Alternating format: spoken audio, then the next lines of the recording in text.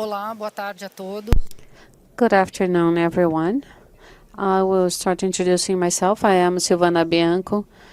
I am the official leader of investments for IDB Invest, for private investments in IDB, and I am responsible for the areas of energy and infrastructure in Brazil.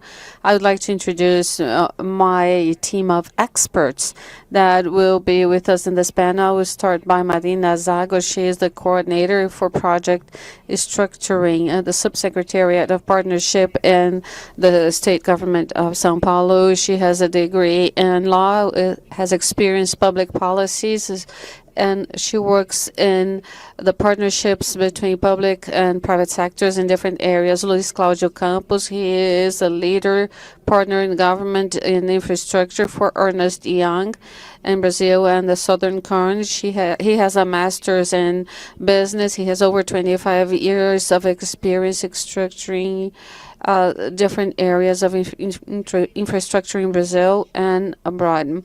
Frederico Dieterich, he is a partner and a leader in infrastructure and a law firm. He has also a PhD in finance. He has participated in several projects in Brazil and abroad. Daniel Uzueli, he is director of Astris Finance in Brazil, an engineer with experience in business administration, over 20 years of experience in infrastructure, helping private investors, has structured, analyzed projects in Brazil and abroad. As you can see, we have a team of experts to address all questions regarding projects structuring. We know that the main objective of the PPP structure to turn the project attractive for private investors. So the idea of this panel is to talk about identifying all risks involved in these stages of development and the right allocation and possible mitigation of risks, considering the growing needs of infrastructure projects in the region. These speakers will talk about improving the attractiveness of PPPs to new sponsors and how to mobilize funds stemming from different financial investments. I will start with our questions. Marina, the first question is for you.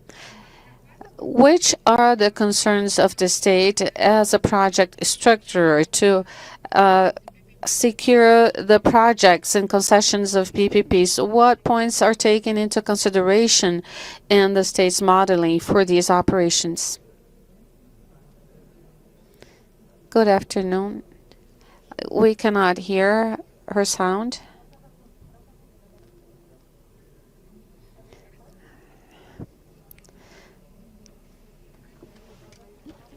Good afternoon. It's very nice to be here with this event. The sound is not clear. Thank you for your invitation. We are having a sound problem. Okay, now it's okay. So when we talk about government attracting investments to its projects, public projects, we think about two dimensions: the macro, which is regulatory security and stability institutional. This is the first dimension at which investors look when they are considering financing a given project. And there is a second dimension, which is more micro, that is when we are structuring the project itself. And here, a structuring entity has several homeworks that they can do. And we, as a government, when we structure the governments, we are doing our own homework.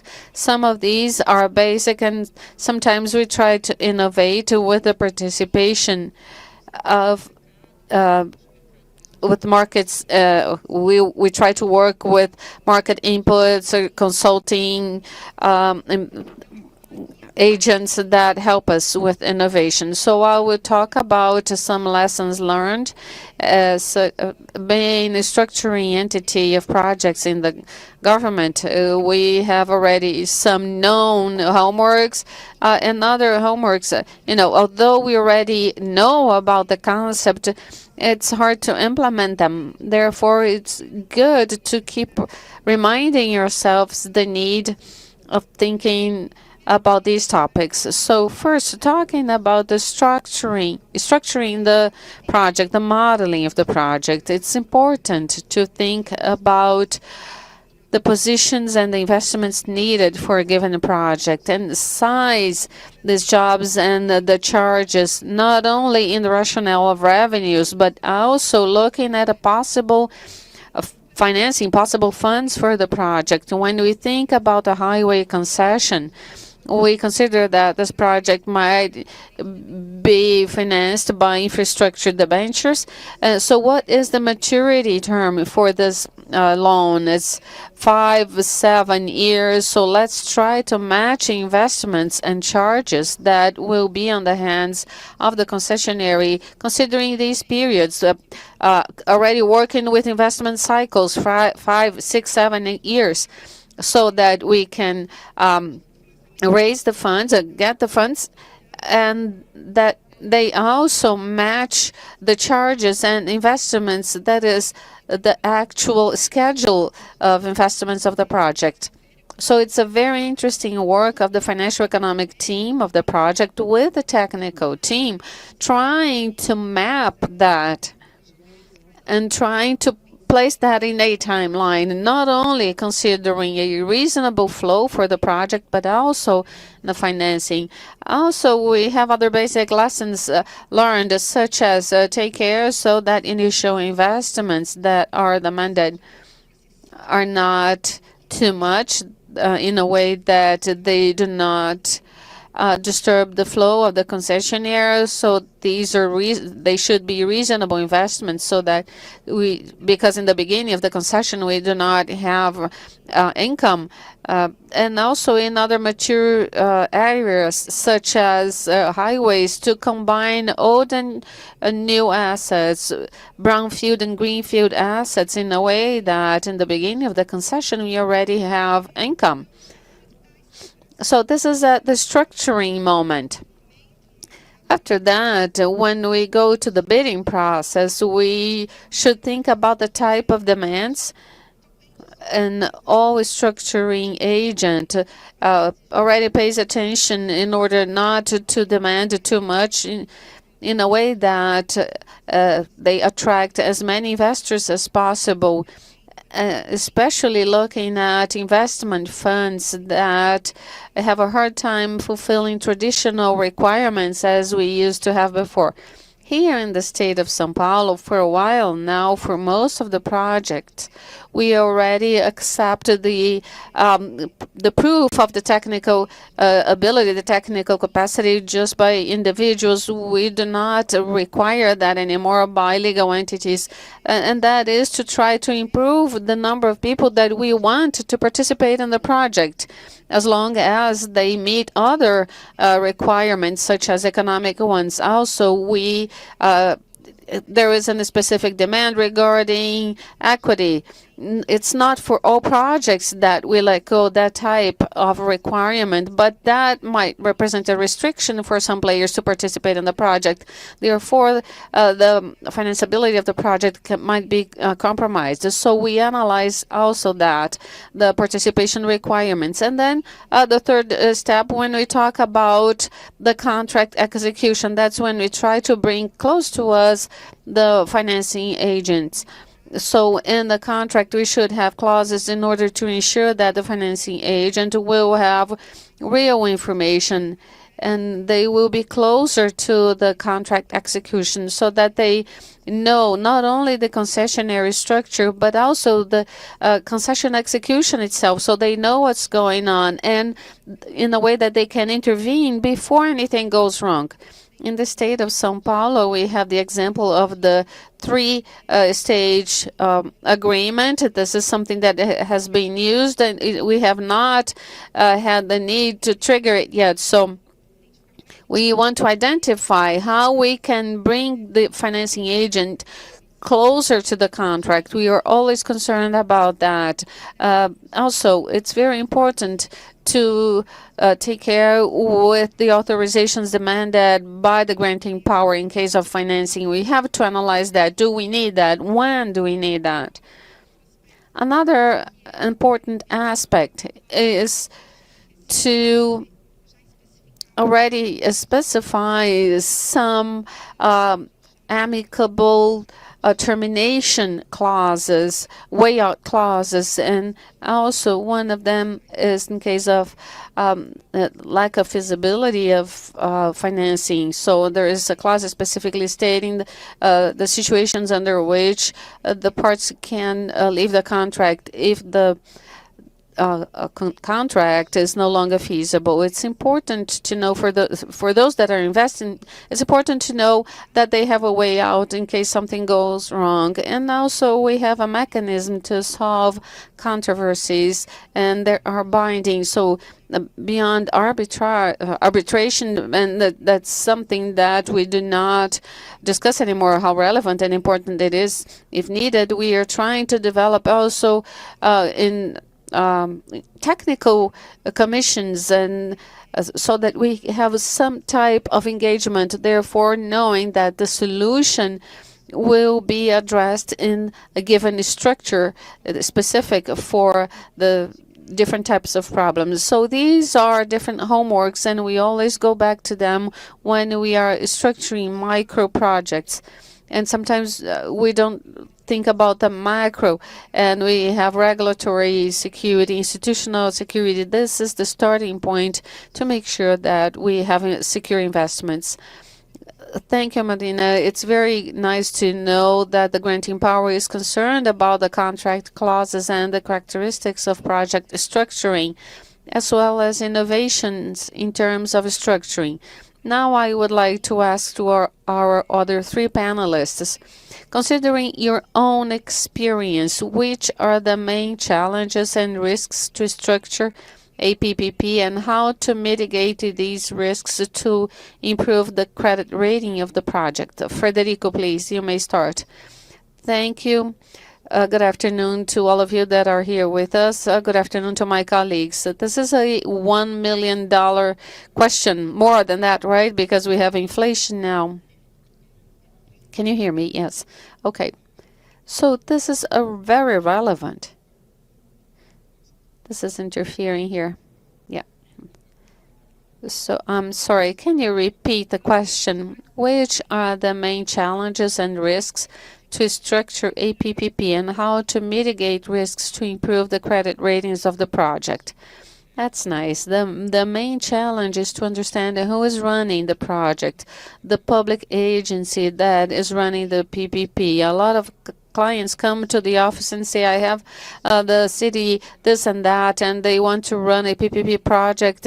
What do you think? I first ask, do they have another PPP project? Do they know which are the challenges? Do they know what is on the other side of the tunnel and how long it will take? If they answer no, we already have a huge challenge. Or either they may say this is the state of São Paulo or Bahia or other cities that have already done it. So I think the first problem is solved because they have done it before. Obviously, everyone has done it once, and when you think about the structuring, like we already heard today, excellent experiences from the state of São Paulo, and other states also have that as well. So this is the first question, and if it is yes, it is solved. The second topic that I would mention here is balance. And that's something that comes up in all events that we see here online or in person. The right risk allocation. This is true because in a lot of contracts, the granting power understands that, I'm delegating to a private party and they have to deal with everything that comes up. So now, this is your son, your kid, and take care of it. And you know that if everything goes wrong, it comes back to the granting power. So they have to be aware that they cannot transfer risk. Okay, my risk is 1, 2, 3. Everything else is yours. That happens, but that's not the best way to work. And we know that this adds more risk to the project, and the higher is the risk of the project when the financing agents looks at it. And sometimes they would just say, this is not in line with our credit policy. This is not going to be approved by our fund. The debenture is going to be unfeasible. And if it is approved, the cost tends to be higher. If we remember the beginning of PPPs in England, the main topic was what was for the public money in the project to bring down the credit risk. Where they developed this product there, they never considered not being paid. This is something ours. This is a typical Brazilian problem, and maybe from other countries as well. But at the origin, this was time and money that was capital cost. Here we have that, but the main problem here is the credit risk of the concessionaire not receiving that money. So this also needs to be addressed. What is the capacity of that public agent to pay and the contributions, every money that all the money that they have to invest in the project, because they might have experience, they might have done a lot, they might have a balanced contract, but if they do not have a cash and tax situation that allows them to disburse that money at the right time, the problem is going to be huge. And I don't know if I talked too much. I'm sorry. But I end here, and if needed, I'll add more to that. Can you hear me? Okay. Good afternoon, everyone. Good afternoon to everyone that is here with us. I think Frederico's comments were great. I agree with all of them, and I just would add that what I feel in terms of problems in the structuring are the teams of the governments having the ability, as you well said, in structuring projects. This is one of the problems. The project, even at the start off, it needs to make sense. It doesn't have to be only PPP, but is it bringing a benefit to the state? Is it saving costs for the state? And sometimes I see a political interest here involved, and if there are problems, it won't take off. And also worthwhile mentioning in terms of problems in the structuring, I think the public power and the private initiative also lack mechanisms or tools in creating something in common. I have experiences in other markets, but in Peru, for instance, there is a process that is similar to successive approximations. So you propose a project to the federal government of Peru, they come back with a higher technical team, and you can have a high-level dialogue, and the project is carried out. And also regarding the bankable conditions, as Frederico mentioned, and also in terms of not only risks but also bankability problems that I see here in Brazil.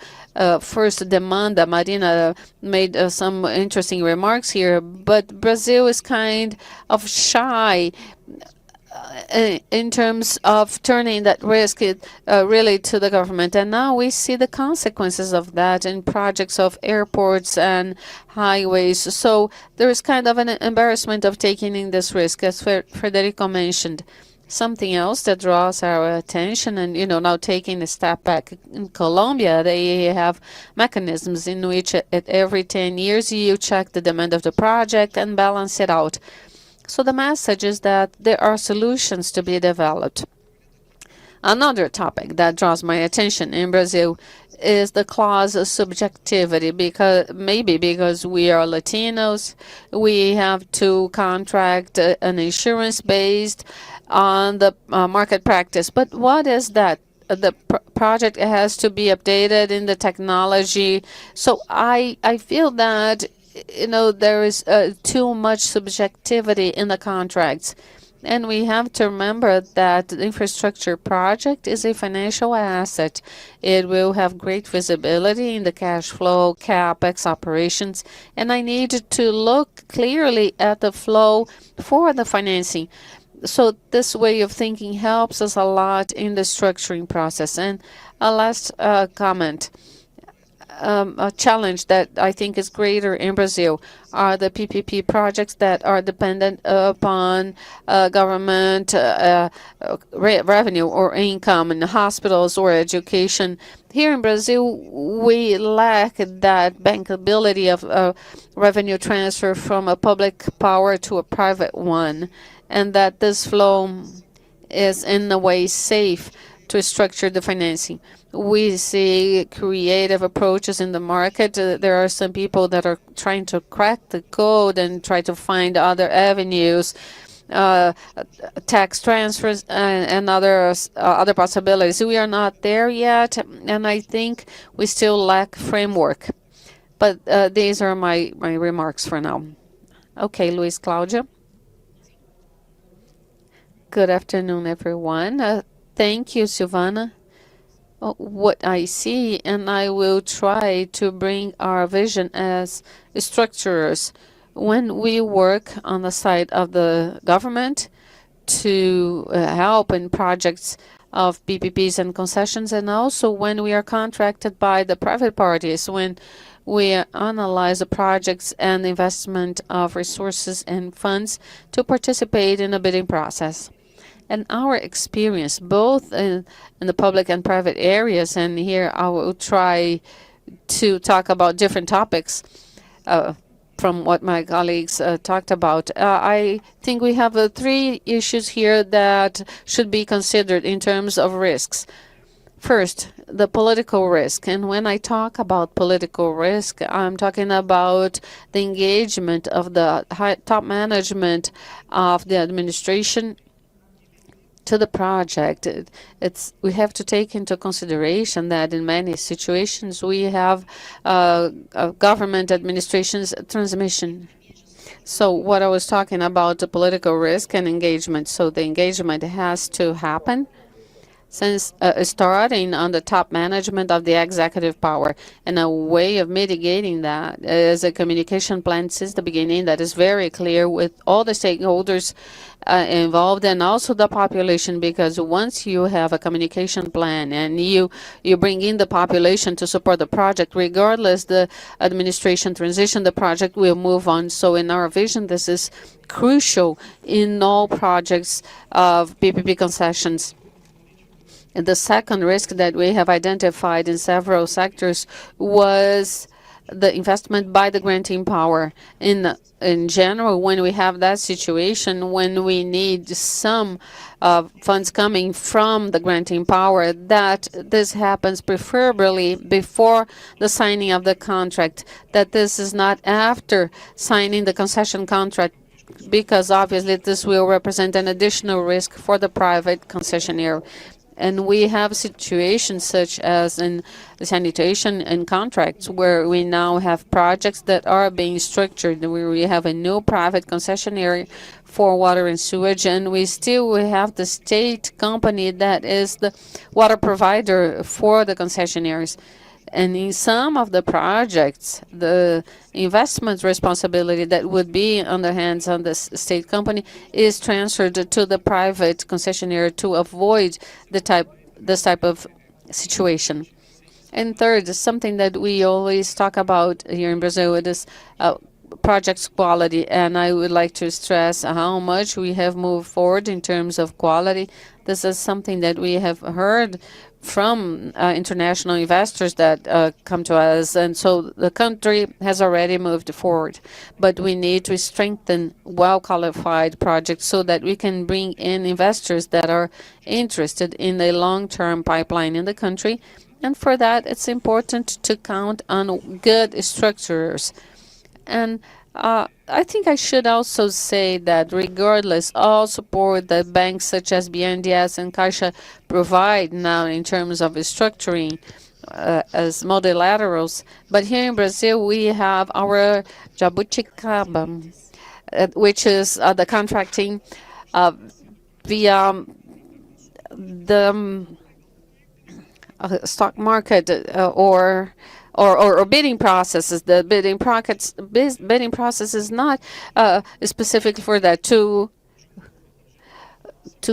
contract via bidding process in a few situations might not have a good history. So we usually see that because then we can qualify who is helping the government in project structuring. So I tried to comment on different topics that, but in a way they are also important for structuring. Yes, these all are very crucial topics in project structuring. Marina, I go back to you now with a very important question. In some sectors that we are now seeing as new sectors, sectors that did not have many concession contracts, PPP contracts happening, and these areas are now new in PPP. So, Marina, how do you see the difference between concessions in structures of more mature sectors, transportation and energy, when compared to the new ones and also the social ones? Well, I I would ask that again. This is something that I think to myself, and I think it would be interesting to mention here. We have several homeworks we have already done in terms of financing and project structuring in mature areas, highways, transportation, and so on. But when we think about the new sectors, the new concessions, social concessions, green areas concessions, and parks, and so on, we have many challenges. Considering parks, for instance, we have a market that we do not know exactly which are the players. So when we are structuring a park concession, whether environmental or urban parks, we do not know what kind of player will come in, because this is not a mature sector. We do not have anything well identified. Obviously, we try to choose the charges, the expenses and investments. We try to have flexible revenue, but it's difficult to define what is our reference project, what kind of revenue we are going to consider in the project, because we do want to bring the private sector expertise to work on that asset. And in this moment of the structuring, it's very difficult to think about mechanisms to attract and finance the project, because we do not know well how the sector works. And this really bothers me, because when we start thinking about the ESG wave, why do we have such a hard time structuring parks projects or schools projects, worried about the bankability of these?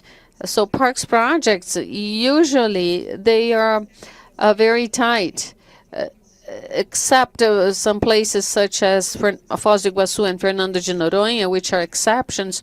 We have projects that we believe that are worthwhile bringing in the private initiative to manage, to care for, to explore, and to bring benefits to users. But we do have a hard time sizing the process, how to structure it, how to do it, and the traditional mechanisms and our homework and what we have listed. These mechanisms are very much focused in traditional sectors. So I think this is the right moment to rethink that and to turn these projects more attractive and do not miss this window of opportunity of the ESG wave. To the other panelists, a question. How can we attract more financing sources, and which are the challenges, so that we can bring more financing agents to these projects? Let's start now with Luiz Claudio. Well, our vision is, when you talk about financing sources, is really to bring together the economic foundations of the project and the bankability of the project. It's regardless to have a feasible project if I'm going to have a coverage index that is not going to work in the middle of the project. So it is crucial that the economic and financial flow are clear, so that I can provide guarantees to the banks and they can make the decision of financing that project. So the first topic that we understand here is the guarantee structure. That has to be extremely strong. It needs to be robust. And whenever possible, it needs to be related to a revenue generation. For instance, in a PPP, you have a revenue binding process, so that you need to avoid situations when the public power might want to interfere in the project, and this is not easy. It would need a change in legislation and so on. So therefore, the guarantees are more robust. Second, when we talk to financing agents, it's rules of compensation. These rules of compensation have to be clear and well defined. And compensation, if it happens, it needs to protect first the financing agent of the project, and then the balance might be transferred to the concessionaire. And we can have that type of treatment at the end. And third, in being very objective, and this already has been mentioned here, the risk matrix. A clear definition of risk sharing, risk between public and private areas, and as Daniel has mentioned, being very objective to avoid subjectivity, so that when we have any problems, any controversy, this is well established. And finally, it should be already it should be priced by the financing agents, so that you will have a greater success of carrying out the project. Daniel. Well, talking about financing sources, so that let's talk about here the development banks and capital markets. So it's important to have a perspective that the central bank allows, the BNDES allows, that other banks can be part of the process. We know that BNDES is there, but this could be improved, and maybe even in a project finance structure, maybe with no guarantee during the construction stage, that would increase the capacity of bringing other creditors for the process. And there's something else that I insist in saying in the infrastructure sector. Why can't we allow ports and railways have part of their revenues in dollar? So let's think that, maybe we could have a pocket here in dollars. This is another way of thinking. Increase the amount of funding or among the revenue. Okay, capital market. It doesn't have everything that the infrastructure pipeline needs. So how can we bring in other creditors? We have to improve the early termination contract clauses. So we should create objective clauses where they know how much the compensation will be. This is going to be other creditors to help financing the projects. Yes, I would like to talk, to start on what you started, which is the dollar, the FX exchange. And that is important because that allows an exporter to sign a contract with an infrastructure entity, and it makes it easier for them to go for money abroad. And I think this is a huge advancement. In the beginning of my career, I used to work in a company that ran such operations. It was purely financial. You buy in Asia, you sell in Europe, and the head of the business was a financial operation held here in Brazil. It's not exactly what we are talking about here, but this exists and it can be done. But we had a law that did not allow it. If the law allows it, is changed and allows it, we will take a huge leap here. Also, I should talk about creativity in dense areas such as large cities or ports or huge highways. We might think about using real estate, like São Paulo. I know they have this study, they have properties. They ran this type of study in the past. And other financing agents are interested in that. And not everything is interesting, but we do. Sometimes there are premium properties that might be used. So we might add creativity, and there's no limit for that. Very soon, projects with a lot of water around it, for instance, an HPP or even a port. Can you have generation based on hydrogen out of that? Why not? That could be an ancillary revenue, such as energy generation in landfills. That's relevant.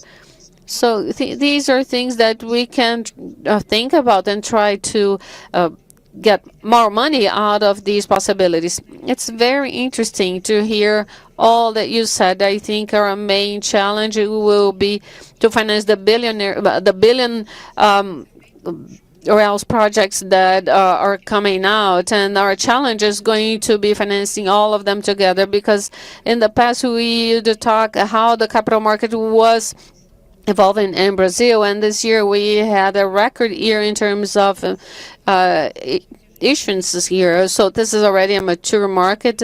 The capital market is mature in terms of issuances. The financing, the loans, dollarized or dollar-denominated finances, we are seeing them, and also Bid Invest, IDB Invest already have this type of financing. It's already starting. When there is this change in the law, this so broadly used, but we will have a challenge of bringing together all these sorts of billions in different areas. They are very large projects, and we need everyone's participation. So the questions must be quick. Which are the main aspects that allow the participation of new investors, new private companies, new players? How to bring in new players and new investors to this market? How to bring in international companies to invest in Brazil? Frederico, you may start. Thank you. Well, I would talk this time and much more. But considering that, I think we need to have a better institutional environment in the country, regardless who is the president or the senator or the congressman in the country. We have to convey an image of a country that has consistency and that is doing the right job. Because investors compare us to other countries in the world, and then we are at the end of the line. I wholeheartedly agree with what was said before. And my question is, what's more relevant in order to attract investment? A very sophisticated contractual structure or regulatory stability? And I go back to the two dimensions I spoke about in the beginning. Macro, based on the legal certainty, regulatory framework. I think this is the first thing an investor will look at, because the contract itself, the project and the structuring is the second stage. That's relevant too, but if we don't look after the first dimension, it's very difficult to attract investment. I agree. Danielle, what would I add? Deadlines? I think investors should have deadlines. Sometimes the bidding are very short, 60, 90 days. I think we should extend the deadlines or the timeline, and we have to offer very well-structured projects with a minimum engineering. Otherwise, the investor won't be able to assess it in a very short time. But in addition to everything that was mentioned, a clear and favorable regulatory environment, something which is very recurrent, is the need of a robust, consistent pipeline, and very clear one, sector by sector. The international investor won't spend his time and effort for one or two projects. So he looks at long-term pipeline. So a consistent and robust pipeline is essential to attract investors. Thank you. I'm sure we could be here debating projects for another 3 hours. I have a list of another 10 questions to you.